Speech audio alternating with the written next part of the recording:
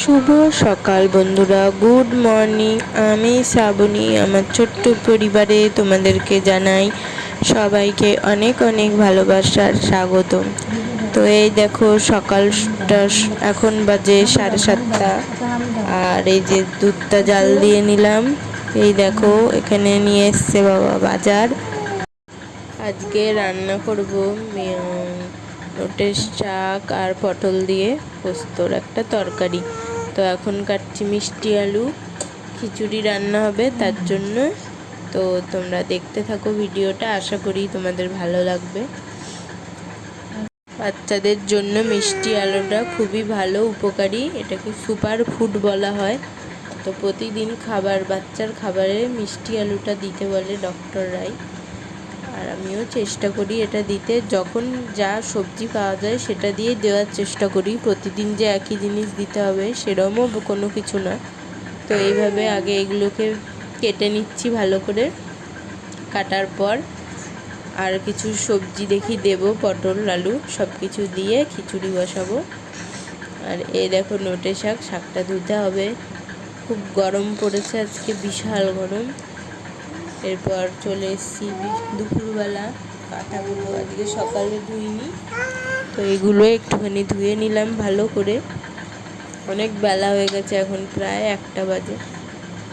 তো এগুলোকে ভালো করে ধুয়ে যাব ছাদে মেলতে। খুব রোদ দিয়েছে আজকে, বিশাল রোদ উঠেছে। তো সব কিছু ধোয়াধুয়ি করে স্নান টান করে তারপর চলে আসলাম দুপুরবেলা খাবার নিয়ে। শাক ভাজা,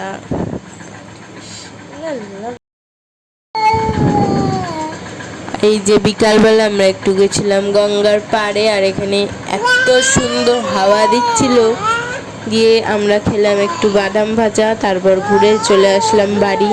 অনেকটাই সন্ধ্যা হয়ে গেছিলো, তাই বেশিক্ষণ সময় নষ্ট আর করিনি, তাড়াতাড়ি বাড়ি চলে এসে ঠিক আছে গো, এই যে দুধু খাইয়ে ঘুম পাড়িয়ে দিয়েছি, ঘুমিয়ে গেছে। তারপর আমরা কিনেছিলাম একটা লম্বু বিস্কুট, যেটা খুবই জঘন্যতম খেতে। আর রাত্রেবেলা আমাদের হয়েছে আলুর পরোটা। তো এই জন্য আমি আলুটাকে ভালো করে সেদ্ধ করে প্রেসারে সিটি মেরে তারপর নিচ্ছি ভালো করে চটকিয়ে। আর তারপর এগুলোকে পেঁয়াজ কাঁচা লঙ্কা দিয়ে হালকা করে একটুখানি ভেজে নেব।